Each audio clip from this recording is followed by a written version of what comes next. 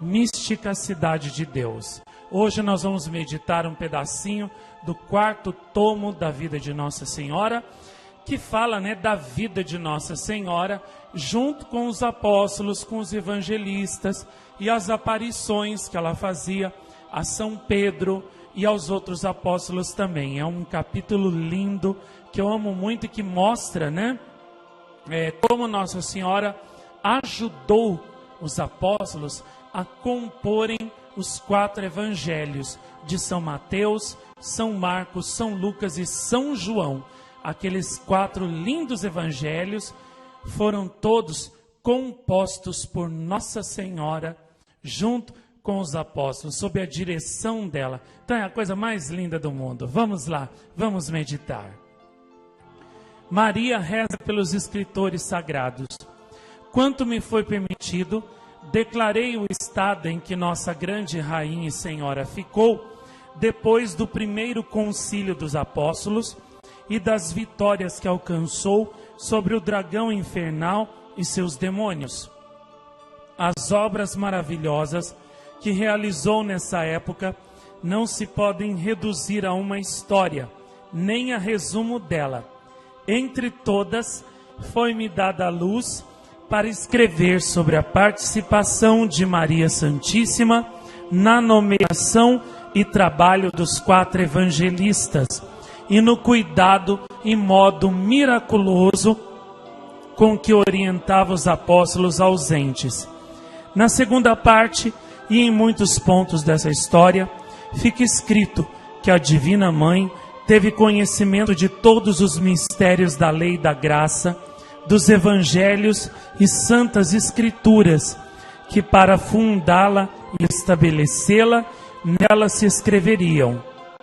Nesta ciência foi confirmada muitas vezes, especialmente quando subiu ao céu no dia da Ascensão com seu Filho Santíssimo.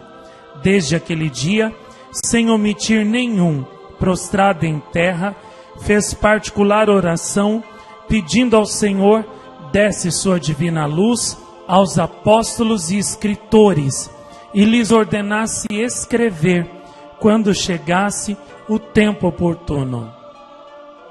Depois disso, quando a rainha esteve no céu e dele desceu com a igreja que lhe foi entregue, manifestou-lhe o Senhor que já era tempo de começar a escrever os santos evangelhos e que ela providenciasse esse trabalho como senhora e mestra da igreja. Em sua profunda humildade e discrição, obteve do Senhor que isto se fizesse por meio de São Pedro, seu vigário e chefe da igreja, e que a divina luz o assistisse em assunto de tanta importância. Tudo lhe concedeu o Altíssimo.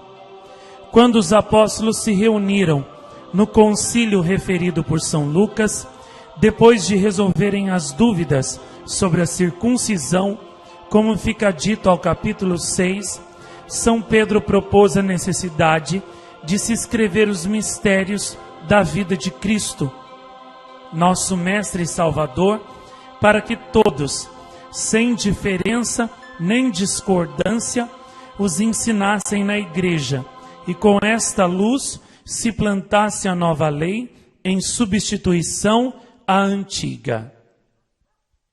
São Pedro havia tratado desse assunto com a Mãe de Sabedoria. Tendo aprovado o concílio, invocaram o Espírito Santo para que designasse quais, entre os apóstolos e discípulos, se encarregariam de escrever a vida do Salvador. Desceu uma luz do céu sobre São Pedro e se ouviu uma voz dizer: o pontífice e chefe da igreja nomeie 4 para escreverem as obras e doutrinas do Salvador do mundo. O apóstolo e todos os presentes prostraram-se em terra e agradeceram ao Senhor por aquele favor. Depois de se levantarem, disse São Pedro: Mateus, nosso caríssimo irmão, comece logo a escrever seu Evangelho, em nome do Pai, do Filho e do Espírito Santo. Marcos, seja o segundo a escrever o Evangelho, em nome do Pai, do Filho e do Espírito Santo. Lucas, seja o terceiro que o escreva, em nome do Pai, do Filho e do Espírito Santo. E nosso caríssimo irmão João, seja o quarto e último que escreva os mistérios de nosso Mestre e Salvador, em nome do Pai, do Filho e do Espírito Santo. Esta nomeação foi confirmada pelo Senhor com a mesma luz divina que permaneceu sobre São Pedro enquanto a declarava e foi aceita pelos designados. São Mateus e o primeiro Evangelho. Dentro de poucos dias, São Mateus se dispôs a escrever seu Evangelho, que foi o primeiro. Estando à noite em oração, retirado num aposento do cenáculo, pedindo luz ao Senhor para começar sua história, apareceu-lhe Maria Santíssima num trono de grande majestade e resplendor, sem se abrirem as portas do aposento. Quando viu a rainha do céu, prostrou-se sobre a face com admirável temor e reverência. A grande senhora mandou que se levantasse. Ele se ergueu, pedindo-lhe que o abençoasse, e disse-lhe Maria Santíssima: Mateus, meu servo, o Todo-Poderoso me envia com sua bênção para começardes o sagrado Evangelho, que por feliz sorte fostes designado para escrever. O Divino Espírito vos assistirá, e eu lhe o pedirei com toda a minha alma. A meu respeito, porém, não convém que escrevais outra coisa fora do indispensável para manifestar a encarnação e mistérios da Igreja. Estabelecida esta fé, virão tempos, quando for necessário manifestá-los, em que o Altíssimo dará notícia aos fiéis dos mistérios que operou comigo e dos favores que me concedeu. Prontificou-se São Mateus a obedecer esta ordem da Rainha do Céu. Consultando-a sobre o plano de seu Evangelho, desceu sobre ele o Espírito em forma visível, e na presença da Senhora começou a escrevê-lo. Desapareceu Maria Santíssima e São Mateus prosseguiu seu trabalho, que terminou mais tarde na Judéia. Escreveu-o na língua hebraica no ano do Senhor 42. São Marcos e seu Evangelho. O evangelista São Marcos escreveu seu Evangelho 4 anos depois, no 46 do nascimento de Cristo, em hebraico, na Palestina. Para começar a escrever, pediu ao seu anjo da guarda comunicasse sua intenção à Rainha do Céu, lhe pedisse seu auxílio e alcançasse para ele a divina luz para o que deveria escrever. A piedosa mãe fez este pedido, e o Senhor mandou os anjos que a levassem, com a majestade e ordem que costumavam, à presença do evangelista, que continuava em oração. Apareceu-lhe a grande Rainha do Céu em trono de grande beleza e esplendor. Prostrou-se o evangelista e disse: Mãe do Salvador do mundo e Senhora da criação, não sou digno deste favor, ainda que servo de vosso Filho Santíssimo e de vós, Senhora. Respondeu a Divina Mãe: O Altíssimo, a quem servis e amais, me envia para vos assegurar que ouve vossas preces, e seu Divino Espírito vos assistirá para escreverdes o Evangelho que ele mandou. Em seguida, ordenou-lhe que não escrevesse os mistérios que se referiam a ela, como recomendara São Mateus. Neste momento, desceu em forma visível, de grande brilho, o Espírito Santo, envolvendo exteriormente o evangelista e enchendo-o de nova luz exterior. Ali, na presença da rainha, começou o seu evangelho. Contava a princesa do céu, nesta ocasião, 61 anos de idade. São Jerônimo diz que São Marcos escreveu em Roma seu conciso evangelho a pedido dos fiéis que lá havia. Advirto, porém, que foi cópia do que escrevera na Palestina. Como em Roma não o tinham, nem qualquer outro, voltou a escrevê-lo em latim para a compreensão dos romanos.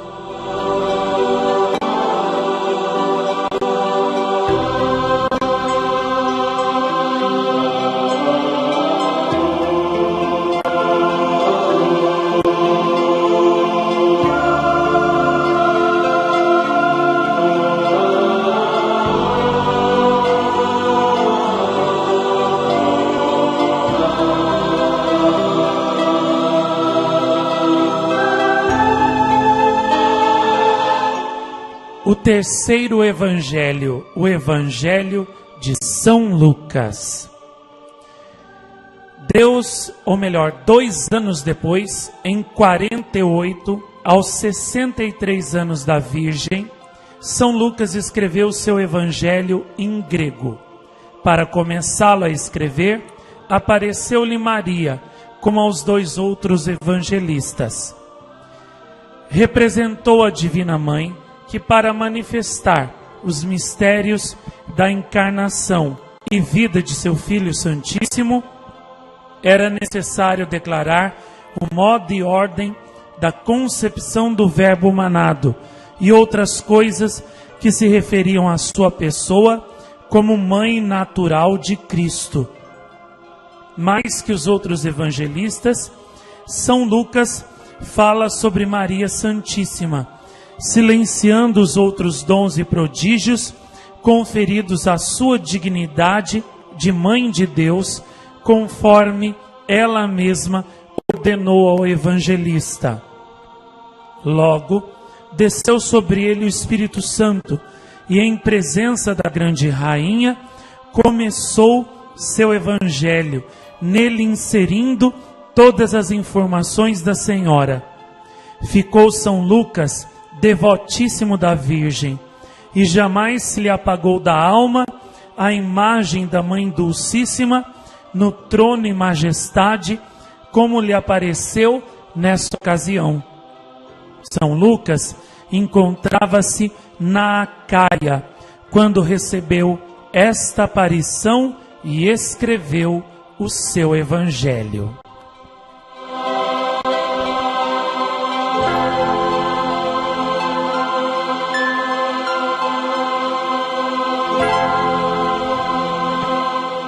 São João Apóstolo e o seu evangelho. O último dos 4 evangelistas a escrever o seu evangelho foi o apóstolo São João, no ano 58 do Senhor. Escreveu em grego e, estando na Ásia Menor, depois do glorioso trânsito e assunção de Maria, contra os erros e heresias que o demônio, como acima disse, logo começou a semear. Estes erros visavam principalmente a destruir a fé na encarnação do Verbo Divino, porque, tendo esse mistério humilhado e vencido Lúcifer, este pretendeu logo atacá-lo com os projéteis das heresias. Por este modo, o evangelista São João escreveu, com maior elevação e mais argumentos, para provar a real e verdadeira divindade de Cristo, nosso Salvador, excedendo nisto aos outros evangelistas. Quando quis começar seu evangelho, Maria Santíssima já estava gloriosa no céu. Dele desceu pessoalmente, com inefável majestade e glória, acompanhada de milhares de anjos, de todas as hierarquias e coros, e apareceu a São João. Disse-lhe: João, meu filho e servo do Altíssimo, chegou o tempo oportuno para escrever a vida e mistérios de meu Filho Santíssimo. Dai ao mundo notícia muito clara de sua divindade, para que todos os mortais o conheçam por Filho do Eterno Pai, verdadeiro Deus e verdadeiro homem. Não é tempo, todavia, de escreverdes e manifestardes os segredos que sobre mim conhecestes, ao mundo tão acostumado à idolatria, pois Lúcifer poderia perturbar os que agora hão de receber a santa fé do seu Redentor e da Santíssima Trindade. Para tudo, o Espírito Santo vos assistirá, e em minha presença quero que comeceis a escrever. O evangelista venerou a grande rainha do céu e foi cheio do Espírito Divino, como aconteceu aos outros. Principiou o seu evangelho e pediu a bênção e proteção da Senhora. Ela lhe prometeu para todo o resto da vida do apóstolo e voltou à destra de seu Filho Santíssimo. Esta foi a origem dos sagrados evangelhos, por meio e intercessão de Maria Santíssima. A Igreja deve reconhecer ter recebido de sua mão todos estes benefícios. Para continuar essa história, foi necessário antecipar esta relação sobre os evangelistas.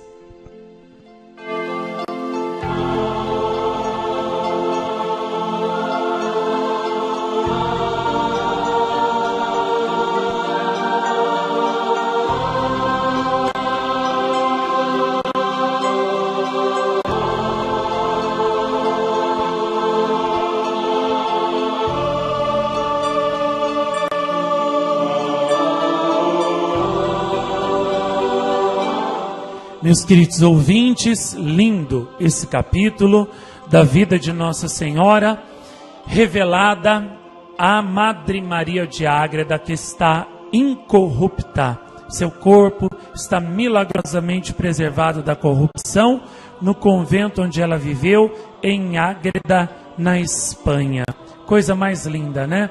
Tudo isso revelado a Soror, né? Madre Maria de Ágreda, que nos mostra, né, que os 4 evangelhos que nós conhecemos, que tem na Bíblia contando a vida de nosso Senhor Jesus Cristo, foram revelados, né, foram compilados, escritos sob a direção de Maria Santíssima, né? Porque em outra parte aqui da mística Cidade de Deus, e também a mim mesmo, né, Nossa Senhora disse várias vezes que quando os apóstolos tinham dúvidas, né, sobre o que deveriam escrever, quais as partes da vida de Cristo que eles deveriam colocar, compilar nos evangelhos, Nossa Senhora sempre aparecia para eles e respondia suas dúvidas, dizendo: coloquem isso, tirem isso, coloquem isso aqui, né, escrevam assim. Então, os 4 evangelhos foram inspirados por ela, né? Ela também é uma evangelista, né? Mestra dos evangelistas que escreveram para nós a vida de nosso Senhor Jesus Cristo, para que todos nós pudéssemos crer nele e nele ter a salvação. Então, que coisa maravilhosa, né? Saber que ali no Novo Testamento tem a mãozinha e a direção da nossa mãezinha do céu, a sede da sabedoria, a mestra dos santos, a rainha de todos os apóstolos, né? Coisa linda demais. E vem aí, né? Hoje em dia, padres, sacerdotes, pregadores carismáticos, hereges, protestantes dizer, né, que Nossa Senhora não tem autoridade nenhuma, direito nenhum para poder ficar falando nada, dando mensagens, que o que vale é só o Evangelho, que o que conta é só o Evangelho. Ora, se nós temos o Evangelho, foi porque Nossa Senhora inspirou os apóstolos e ajudou os apóstolos a escreverem, dirigindo, né, passo por passo, cada capítulo dos evangelhos que eles escreveram. Então, Nossa Senhora não só tem direito de dar mensagens, né, que tornam atual para nós o Evangelho, lembram o Evangelho, repetem o apelo de oração, conversão do Evangelho, como ela própria foi quem inspirou e ajudou a escrever o Evangelho a primeira vez.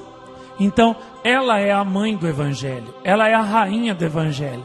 Ela não só escreveu com os apóstolos os Evangelhos a primeira vez, tinha autoridade para isso, que lhe foi dada pelo próprio Deus, seu Filho, como tem autoridade para repetir o Evangelho hoje, aonde quer que ela deseje. E aqui em Jacareí, ela repete o Evangelho para nós há 25 anos, sem cessar, todo dia. Por quê? Porque é a mestra dos mestres, é a rainha dos apóstolos, é a rainha da igreja e mãe da fé, aquela que recebeu de Deus a autoridade para fazer as vezes dele, quando ele subiu ao céu na sua ascensão, e hoje recebeu do seu Filho, né, a autoridade para repetir para nós o apelo da conversão do Evangelho há 25 anos aqui, neste lugar bendito das suas aparições. Então, que coisa mais linda saber que, se nós temos o Evangelho, o Novo Testamento, é graças a Nossa Senhora, porque aqui no livro Nossa Senhora revela, né, mais para frente, que ela também apareceu depois de São Paulo para inspirá-lo e dizer o que ele deveria colocar nas cartas dele, nos Atos dos Apóstolos. Apareceu para São Judas para inspirar a ele o que ele deveria escrever na carta dele. São João, São Pedro, no Apocalipse também Nossa Senhora apareceu para São João, não só no capítulo 12, como a mulher vestida de sol, coroada de estrelas, com a lua debaixo dos pés, mas também apareceu para São João para dizer para ele, né, o que ele deveria escrever no livro do Apocalipse e explicar para ele também o que é que ele via. Então,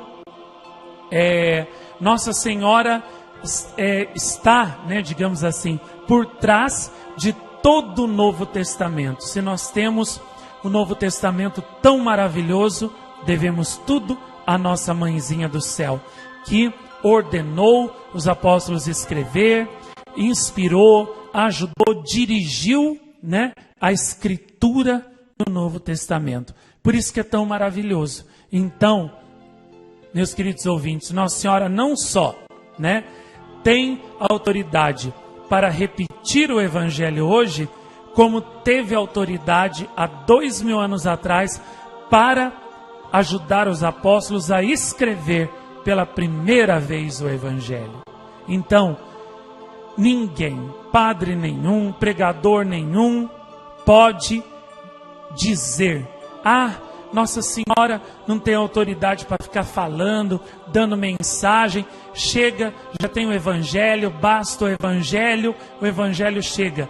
Pois é, esse Evangelho aí ele só tem, nós só temos, porque ela ajudou os apóstolos a escrever. Senão nem isso não tinha.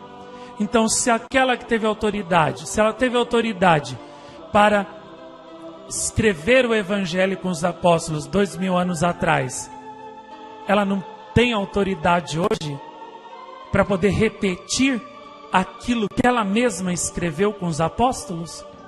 Claro que tem. Por isso que nenhum padre nem pregador de meia tigela pode dizer para Nossa Senhora: cale-se, você não tem direito de falar nada, porque já temos Evangelho. Porque aí Nossa Senhora levanta a voz, e eu também digo: se vocês têm o Evangelho, é graças a mim, é graças a Nossa Senhora. porque eu ajudei os apóstolos a escrever o evangelho que tanto você se gaba de dizer que tem e que é a única coisa que vale. Então tudo você deve a mim. E se eu tive autoridade para ajudar a escrever o evangelho com os apóstolos 2000 anos atrás, tenho toda a autoridade no céu e na terra para repeti-lo hoje nas minhas aparições, aonde eu quiser e para quem eu quiser. Então, meus queridos ouvintes, fica aí para vocês, né?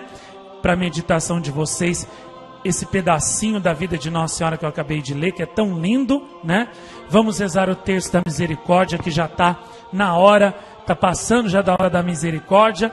E hoje, durante a nossa programação, eu vou prosseguir essa leitura aí com vocês, tá bom? Porque tem muito mais coisas ali da vida de Nossa Senhora com os apóstolos, que ela fazia as túnicas deles, né? Cuidava da vestimenta deles, do sustento deles, ajudava eles nas suas viagens, pregando o evangelho para o mundo afora. É a coisa mais linda do mundo ver Nossa Senhora como mãe da igreja, mestra e senhora da igreja, trabalhando junto com os apóstolos, evangelizando junto com eles e ajudando-os com as suas graças, orações e milagres. É a coisa mais linda. Então, durante a nossa programação tem mais. Não saia daí.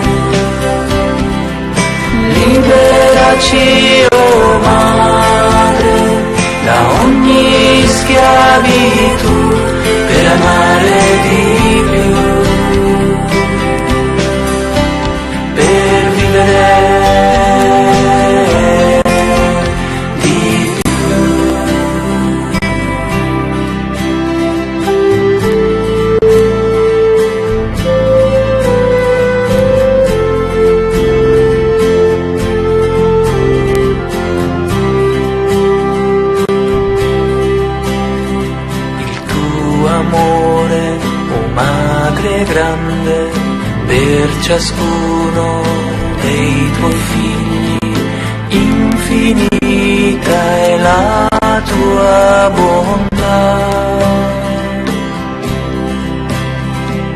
Come bambini ci prendi per mano, ci insegni ad amare il tuo Gesù, e in cielo con te tu ci vuoi. Grazie Madre con tutto il cuore, i tuoi occhi brillano ancora d'amore per noi. Dolce e bella sei Maria, Madre del nostro Signore, Ave Maria.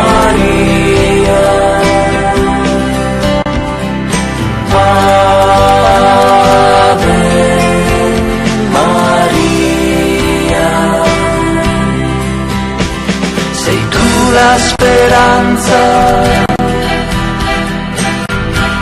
dell'umanità, Madre di Dio, prega per noi, Maria. Grazie Madre con tutto il cuore, i tuoi occhi brillano ancora d'amore per noi. Dolce e bella sei Maria, Madre del nostro Signor, Ave Maria. Ave Maria. Grazie Madre con tutto il cuore, i tuoi occhi brillano ancora d'amore per noi. Dolce e bella sei Maria, Madre del nostro Signor, Ave Maria.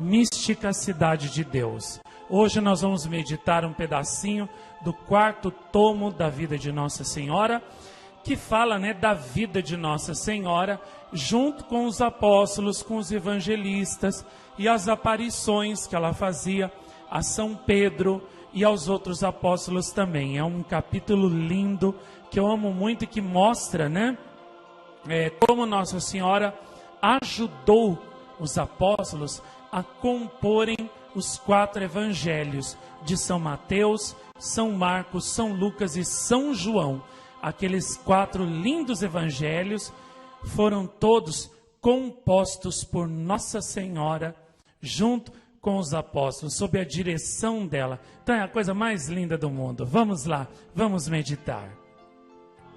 Maria reza pelos escritores sagrados.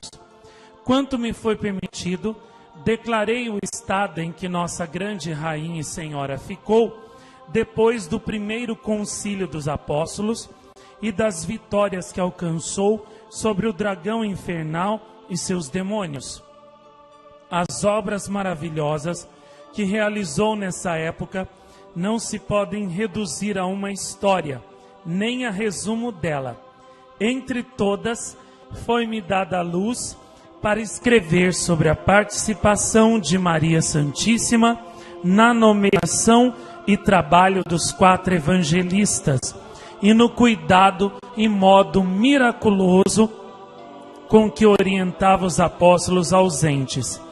Na segunda parte, e em muitos pontos dessa história, fica escrito que a Divina Mãe teve conhecimento de todos os mistérios da lei e da graça, dos evangelhos e santas escrituras, que para fundá-la e estabelecê-la, nela se escreveriam. Nesta ciência foi confirmada muitas vezes, especialmente quando subiu ao céu, no dia da Ascensão, com seu Filho Santíssimo. Desde aquele dia, sem omitir nenhum, prostrado em terra, fez particular oração, pedindo ao Senhor desse sua divina luz aos apóstolos e escritores, e lhes ordenasse escrever, quando chegasse o tempo oportuno.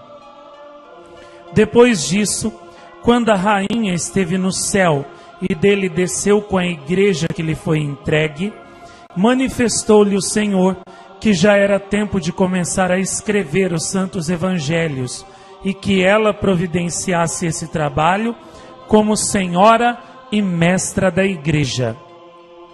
Em sua profunda humildade e discrição, obteve do Senhor que isto se fizesse por meio de São Pedro, seu vigário e chefe da igreja, e que a divina luz o assistisse em assunto de tanta importância. Tudo lhe concedeu o Altíssimo. Quando os apóstolos se reuniram no concílio referido por São Lucas, depois de resolverem as dúvidas sobre a circuncisão, como fica dito ao capítulo 6, São Pedro propôs a necessidade de se escrever os mistérios da vida de Cristo, nosso Mestre e Salvador, para que todos, sem diferença nem discordância, os ensinassem na igreja, e com esta luz se plantasse a nova lei em substituição à antiga. São Pedro havia tratado desse assunto com a Mãe de Sabedoria. Tendo aprovado o concílio, invocaram o Espírito Santo para que designasse quais, entre os apóstolos e discípulos, se encarregariam de escrever a vida do Salvador. Desceu uma luz do céu sobre São Pedro e se ouviu uma voz dizer: o pontífice e chefe da igreja nomeie 4 para escreverem as obras e doutrinas do Salvador do mundo. O apóstolo e todos os presentes prostraram-se em terra e agradeceram ao Senhor por aquele favor. Depois de se levantarem, disse São Pedro: Mateus, nosso caríssimo irmão, comece logo a escrever seu evangelho, em nome do Pai, do Filho e do Espírito Santo. Marcos, seja o segundo a escrever o evangelho, em nome do Pai, do Filho e do Espírito Santo. Lucas, seja o terceiro que o escreva, em nome do Pai, do Filho e do interior.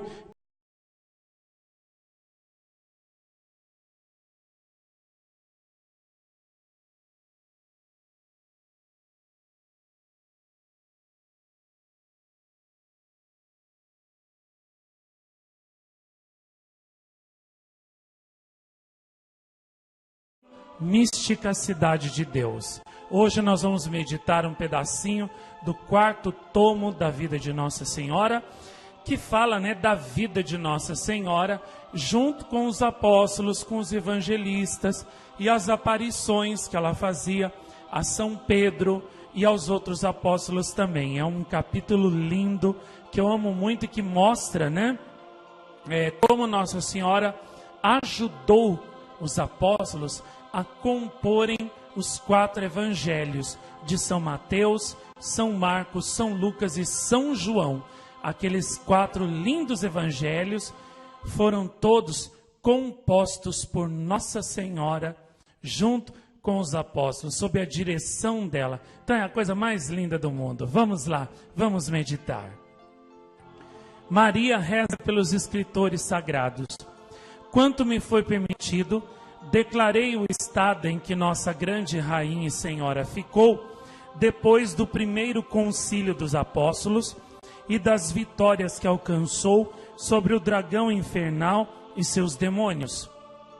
As obras maravilhosas que realizou nessa época não se podem reduzir a uma história, nem a resumo dela.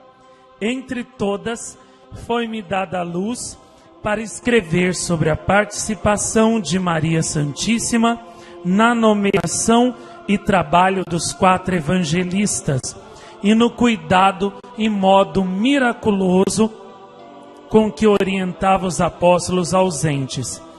Na segunda parte, e em muitos pontos dessa história, fica escrito que a Divina Mãe teve conhecimento de todos os mistérios da lei e da graça, dos evangelhos e santas escrituras, que para fundá-la e estabelecê-la, nela se escreveriam. Nesta ciência foi confirmada muitas vezes, especialmente quando subiu ao céu no dia da ascensão com seu Filho Santíssimo.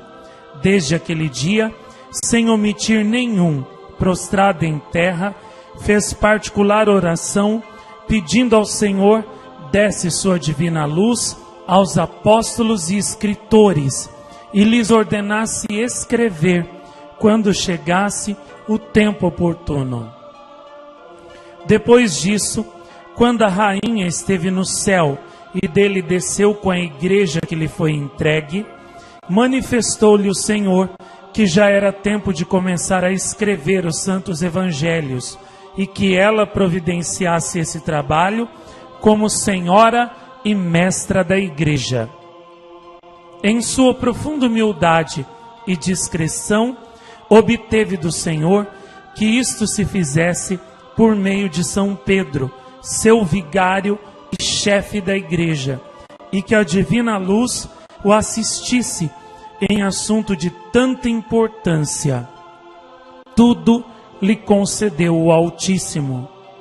Quando os apóstolos se reuniram no concílio referido por São Lucas, depois de resolverem as dúvidas sobre a circuncisão, como fica dito ao capítulo 6, São Pedro propôs a necessidade de se escrever os mistérios da vida de Cristo, nosso Mestre e Salvador, para que todos, sem diferença nem discordância, os ensinassem na igreja, e com esta luz se plantasse a nova lei em substituição à antiga. São Pedro havia tratado desse assunto com a mãe de sabedoria. Tendo aprovado o concílio, invocaram o Espírito Santo para que designasse quais, entre os apóstolos e discípulos, se encarregariam de escrever a vida do Salvador. Desceu uma luz do céu sobre São Pedro e se ouviu uma voz dizer: o pontífice e chefe da igreja nomeie 4 para escreverem as obras e doutrinas do Salvador do mundo. O apóstolo e todos os presentes prostraram-se em terra e agradeceram ao Senhor por aquele favor. Depois de se levantarem, disse São Pedro: Mateus, nosso caríssimo irmão, comece logo a escrever seu evangelho, em nome do Pai, do Filho e do Espírito Santo. Marcos, seja o segundo a escrever o evangelho, em nome do Pai, do Filho e do Espírito Santo. Lucas, seja o terceiro que o escreva, em nome do Pai, do Filho e do Espírito Santo.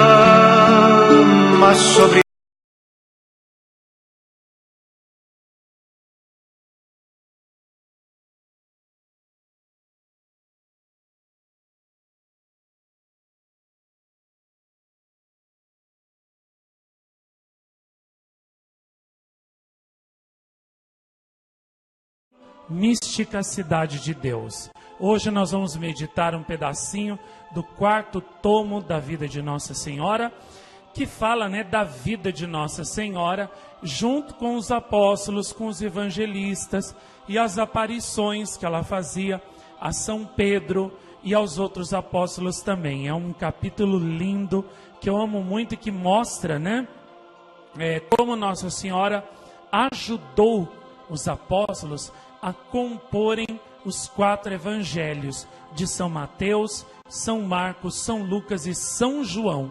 Aqueles 4 lindos evangelhos foram todos compostos por Nossa Senhora, junto com os apóstolos, sob a direção dela. Então é a coisa mais linda do mundo. Vamos lá, vamos meditar. Maria reza pelos escritores sagrados. Quanto me foi permitido, declarei o estado em que nossa grande Rainha e Senhora ficou depois do primeiro concílio dos apóstolos e das vitórias que alcançou sobre o dragão infernal e seus demônios. As obras maravilhosas que realizou nessa época não se podem reduzir a uma história, nem a resumo dela. Entre todas, foi-me dada a luz para escrever sobre a participação de Maria Santíssima na nomeação e trabalho dos 4 evangelistas e no cuidado e modo miraculoso com que orientava os apóstolos ausentes.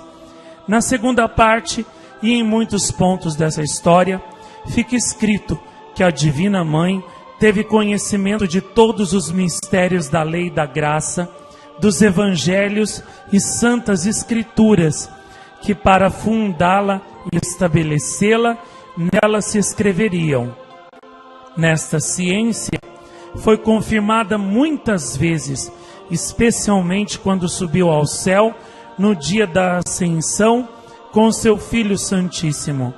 Desde aquele dia, sem omitir nenhum, prostrado em terra, fez particular oração, pedindo ao Senhor desse sua divina luz aos apóstolos e escritores, e lhes ordenasse escrever quando chegasse o tempo oportuno.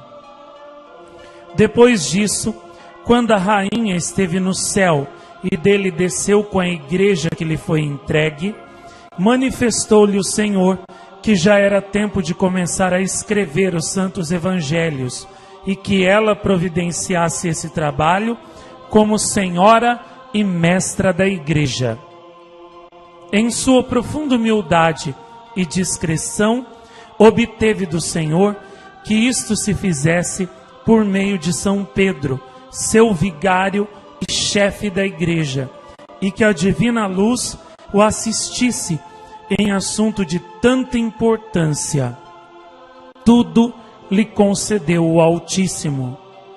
Quando os apóstolos se reuniram no concílio referido por São Lucas, depois de resolverem as dúvidas sobre a circuncisão, como fica dito ao capítulo 6, São Pedro propôs a necessidade de se escrever os mistérios da vida de Cristo, nosso Mestre e Salvador, para que todos, sem diferença nem discordância, os ensinassem na igreja, e com esta luz se plantasse a nova lei em substituição à antiga. São Pedro havia tratado desse assunto com a Mãe de Sabedoria. Tendo aprovado o concílio, invocaram o Espírito Santo para que designasse quais, entre os apóstolos e discípulos, se encarregariam de escrever a vida do Salvador. Desceu uma luz do céu sobre São Pedro e se ouviu uma voz dizer: o pontífice e chefe da igreja nomeie 4 para escreverem as obras e doutrinas do Salvador do mundo. O apóstolo e todos os presentes prostraram-se em terra e agradeceram ao Senhor por aquele favor. Depois de se levantarem, disse São Pedro: Mateus, nosso caríssimo irmão, comece logo a escrever seu evangelho, em nome do Pai, do Filho e do Espírito Santo. Marcos, seja o segundo a escrever o evangelho, em nome do Pai, do Filho e do Espírito Santo. Lucas, seja o terceiro que o escreva, em nome do Pai, do Filho, encontravam em alguma grande tribulação e necessidade. Assim aconteceu com muitos dos apóstolos, fora dos evangelistas, de que já falei. Aqui vou relatar só as aparições que fez a São Pedro. Chefe da igreja, teve maior necessidade da assistência e conselhos de Maria Santíssima. Mais frequentemente do que aos outros apóstolos, enviava-lhe os santos anjos, e São Pedro também lhe remetia os anjos de que dispunha, como pontífice da igreja, e lhe escrevia mais do que os outros.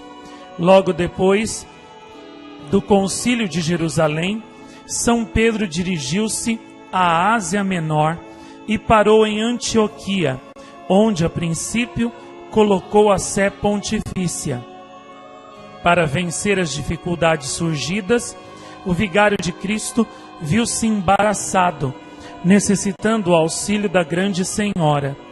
Teve ela conhecimento, e para ajudá-lo como convinha naquela importante ocorrência, os anjos a levaram em trono de majestade, à presença de São Pedro, como outras vezes tenho dito.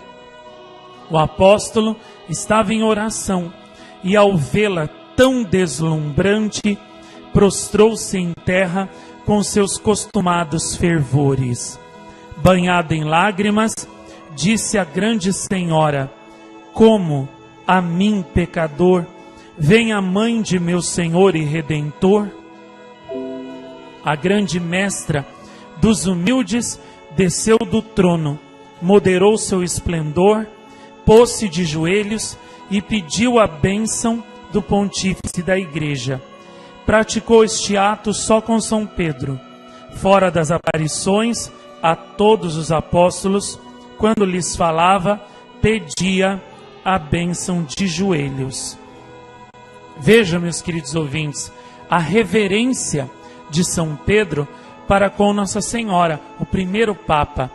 Aqui, né, Nossa Senhora revelou que quando ele a viu, prostrou-se em terra, né, e banhado em lágrimas, disse a grande Senhora: como a mim, pecador, vem a mãe de meu Senhor e Redentor? Que diferença, né, dos papas do nosso tempo, principalmente esse atual, tão soberbo, né, e que faz até chacota de Nossa Senhora, dizendo que ela não é chefe de correio para ficar aparecendo, dando mensagens para ninguém. Olha só, olha a reverência com que São Pedro recebia as cartas de Nossa Senhora, né, falava com Nossa Senhora, prostrava-se com o rosto por terra, reconhecendo-se pecador e indigno de que a mãe do seu Senhor e Redentor fosse a ele. Que diferença, né?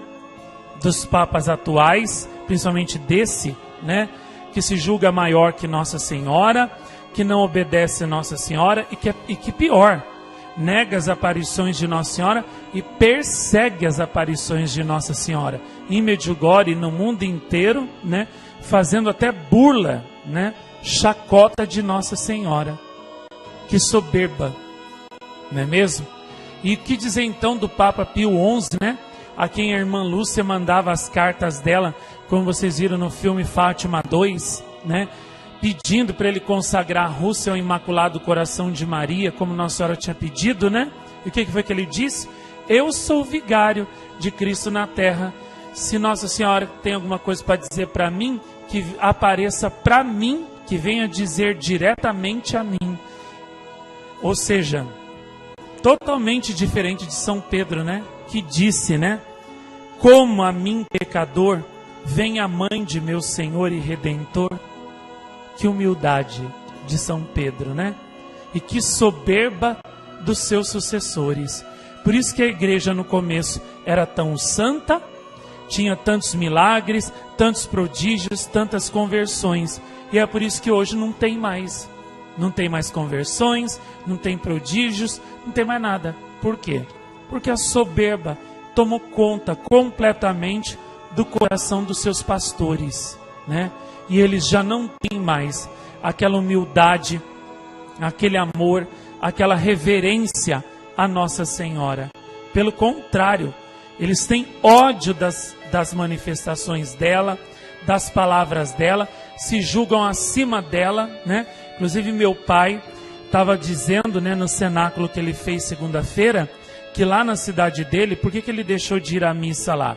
Porque ele percebeu que tudo que eu dizia da apostasia da igreja era verdade. Porque um dia o padre chegou e disse assim, que ele era superior a Nossa Senhora, porque ele fazia coisas que nem Nossa Senhora podia fazer. Ele estava se referindo, né, à consagração do pão e do vinho, né, no corpo e sangue de Jesus. Ora, um padre consagrar o corpo e o sangue de Jesus, lá, o pão e o vinho, transformar no corpo e sangue de Jesus, se é que o padre, né, realmente é santo, tem as mãos puras, né, é como São João Maria Vianney, preenche aqueles requisitos que Nossa Senhora falou em La Salette, para a missa ser válida, né? Muito bem, se a missa for válida desse padre, vamos dizer que seja válida, que ele seja um padre santo, reza muito, 18 horas por dia, que nem São João Maria Vianney, né? Vive uma vida assim austera, né? Come pouco, dorme no chão ou dorme numa tábua, que nem São João Maria Vianney fazia. Vamos supor que ele seja um padre bem santo, bem penitente. Muito bem. Vamos dizer que a missa dele então seja válida. Muito bem. Ele consagra o corpo e o sangue de Jesus. Mas veja, ele só está, né, transformando o pão e o vinho numa coisa, né, que é o corpo e sangue de Jesus, numa coisa santa que já foi gerada por outra pessoa. Ele não está criando nada do nada, entendeu? Ele não está criando uma coisa nova. Ele só está transformando o pão e o vinho num corpo que já foi formado no ventre da Virgem Maria. E esse padre não está dando o sangue dele para correr nas veias de Jesus. Não está dando a carne dele para poder formar o corpo de Jesus. Ele não está dando a substância dele para poder formar a substância do corpo de Jesus. Porque a única criatura que fez isso com Jesus, que deu o seu sangue para esse sangue correr nas veias dele, deu a sua carne para formar o corpo dele, deu a sua substância para formar a substância do corpo humano dele, né? Foi a Virgem Maria, a única. Não existe nenhum padre que tenha dado a sua substância, a sua carne e o seu sangue para formar o corpo de Jesus. Não existe isso. Ele só está, quando o padre é muito santo e a missa é válida, se ele consagra mesmo o corpo e o sangue de Jesus, ele só está transformando o pão e o vinho ali. Nem é ele que está transformando, é o Espírito Santo. Ele apenas reza a fórmula, né, que faz a transubstanciação. Ele só está transubstanciando, rezando a fórmula que muda, né, que transforma o pão e o vinho num corpo e num sangue que foi formado no ventre da Virgem Maria. Entendeu? Agora o padre não está se tornando mãe de Deus nem pai de Deus ali. Agora Nossa Senhora sim. Quando ela começou a gerar o corpo e o sangue do seu filho no seu ventre, o corpo do seu filho no seu ventre, ela se tornou verdadeira mãe de Deus. E ela é a única criatura que possui com o Pai eterno um mesmo filho em comum. Isso nos ensinam os santos. Santo Afonso e todos os outros no universo inteiro. Quando Deus pergunta para todos, inclusive os padres, bispos e papas: quem de vós possui um mesmo filho em comum comigo? Todos eles ficam em silêncio. Tem que ficar. Porque não podem dizer uma blasfêmia dessas. Agora, a única que tem um mesmo filho em comum convosco é a Virgem Maria. Então, como, né, que um padre pode ser maior que Nossa Senhora? Não pode. Não existe isso. Entendeu? Eles nem podem ser maiores do que Nossa Senhora, já pela própria Imaculada Conceição dela, porque ela foi concebida sem a mancha do pecado original. Eles foram concebidos com o pecado original. Só isso já coloca eles infinitamente abaixo de Nossa Senhora. Eles podem consagrar o pão e o vinho, transformar no corpo e sangue de Jesus, quando o padre é muito santo, que nem São João Maria Vianney, né? Mesmo que seja um padre santo, que verdadeiramente consagre, né, o corpo e o sangue de Jesus ali na hora da missa, ainda assim, ele possui o pecado original. E só por isso, ele já está infinitamente abaixo, né, de Nossa Senhora. Né? E a minha mãezona do coração, a Dona Lazinha, né, falava comigo, né, hoje, que lá na cidade dela, Uberlândia, né, pessoas amigas dela foram lá no encontro lá, onde os padres diziam assim, que os padres eram muito superiores a Nossa Senhora, inclusive lá no céu, eles ficavam num lugar de glória muito mais alto que Nossa Senhora.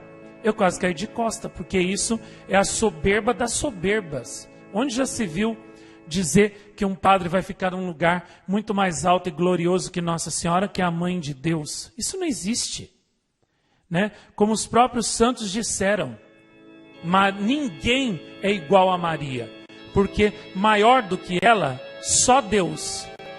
E todas as outras criaturas são inferiores a ela. Por isso, o lugar que ela ocupa é único. Não existe nenhuma criatura que possa ser maior do que ela, porque maior do que ela só Deus. Então, se você diz que você é maior, se um padre diz que ele é maior que Nossa Senhora, o que ele está querendo dizer com isso? Que ele é Deus. Porque acima de Nossa Senhora só existe uma pessoa, Deus, a divindade. Porque como dizem os santos, né, a grandeza de Nossa Senhora, a santidade de Nossa Senhora é tão grande que beira as raias da divindade. Isso quem disse foi São Tomás de Aquino, São Pedro Damião, Santo Afonso Maria de Ligório, também Santo Atanásio, né, disseram isso, que a grandeza e a santidade de Nossa Senhora são tão grandes que beira as raias, as fronteiras da divindade, chega nas fronteiras da divindade. Então, ou seja, maior que ela, só Deus. Se um padre diz que é maior que Nossa Senhora, o que ele está querendo dizer então? Que ele é Deus, porque maior do que ela, só Deus. Se ele é maior que ela, então ele diz que é Deus. E isso é uma heresia, uma soberba, uma blasfêmia, né, horripilante. Entendeu? Um padre que diz uma coisa dessa, no mínimo deveria ser expulso da igreja, entendeu? E até assim internado no manicômio, porque é doido. Onde já se viu dizer uma coisa dessa?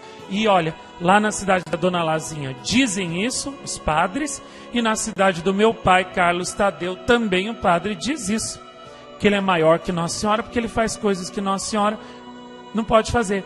Por isso que ele persegue as aparições dela aqui, persegue o meu pai, né?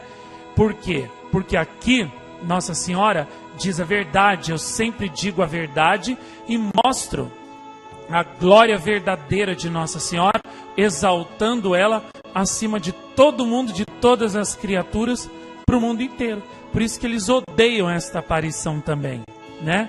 Porque aqui a verdade sobre Nossa Senhora é anunciada e Nossa Senhora brilha. Brilha como em nenhum lugar da terra, com o seu brilho, né, que Deus deu a ela, a sua glória, e que foi injustamente tirada, usurpada dela pelos maus pastores da igreja.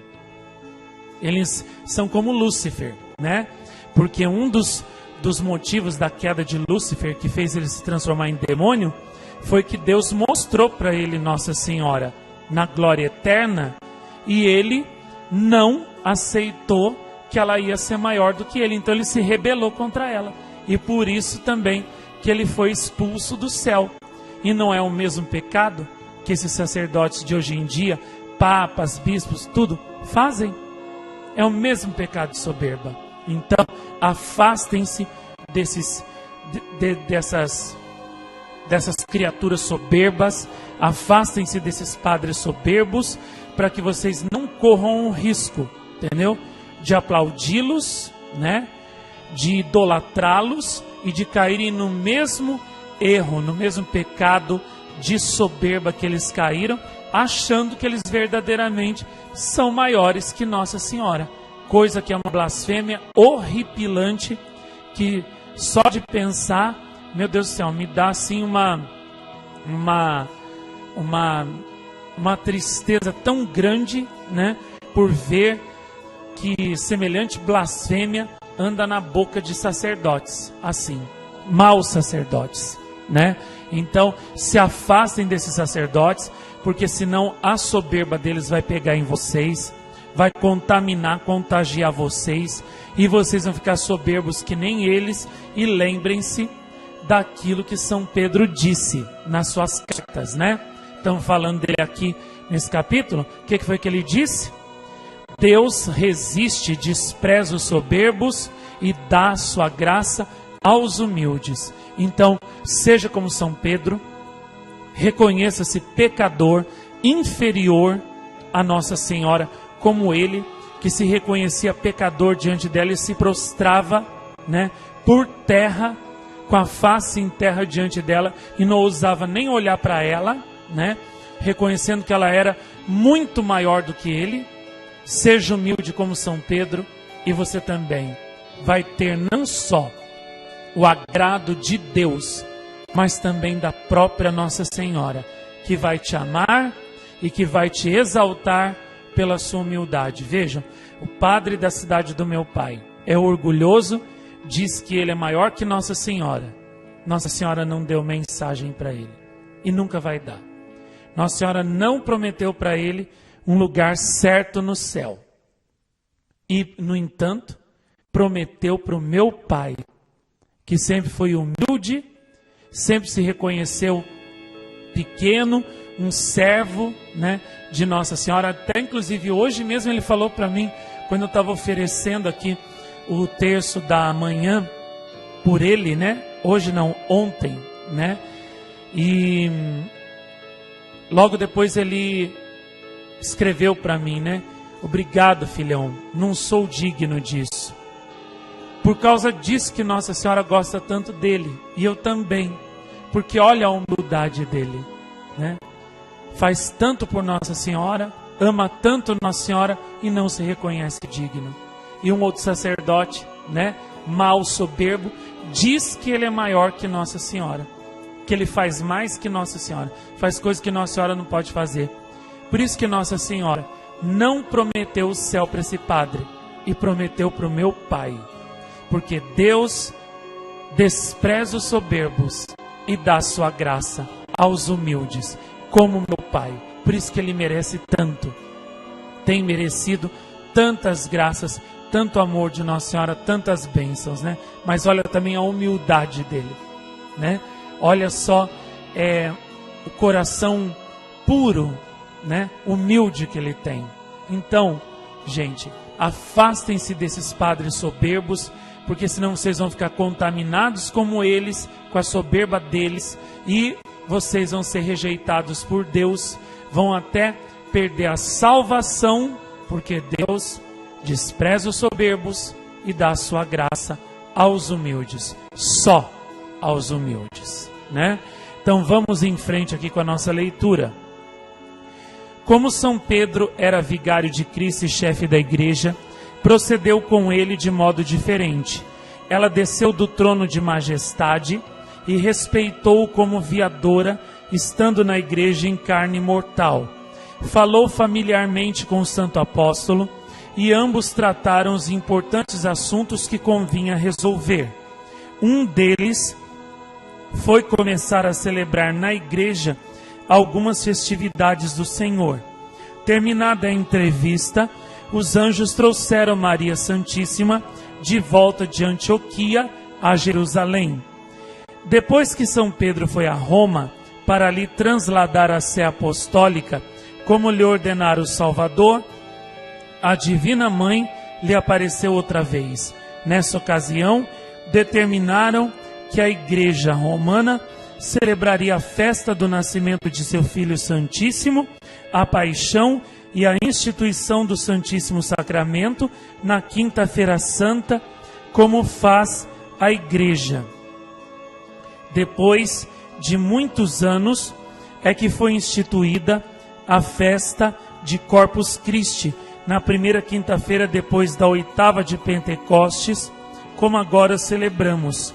A primeira, na Quinta-feira Santa, vem de São Pedro, como também a festa da ressurreição, os domingos, a Ascensão e outras que a Igreja Romana celebra desde aquele tempo até agora. Todas essas celebrações foram determinadas por ordem e conselho de Maria Santíssima.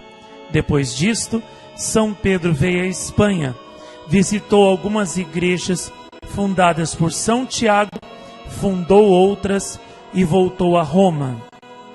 Noutra ocasião, pouco antes do glorioso trânsito da Divina Mãe, Estando São Pedro em Roma, levantou-se uma perseguição contra os cristãos, que muito afligiu a ele e aos fiéis.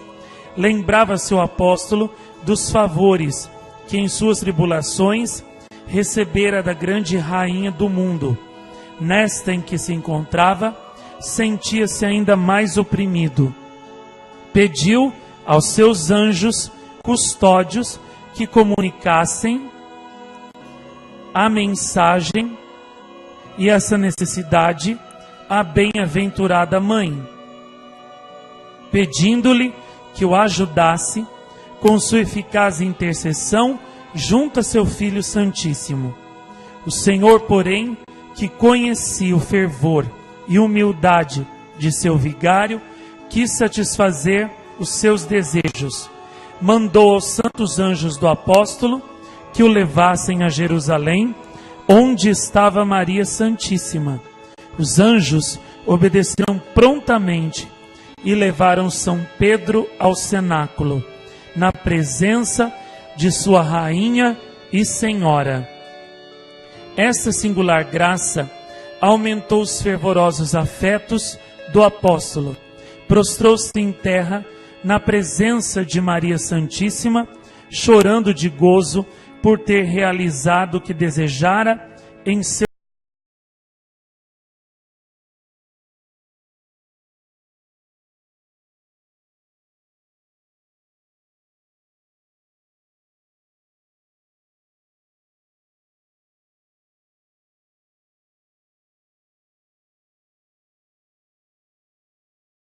Mística Cidade de Deus.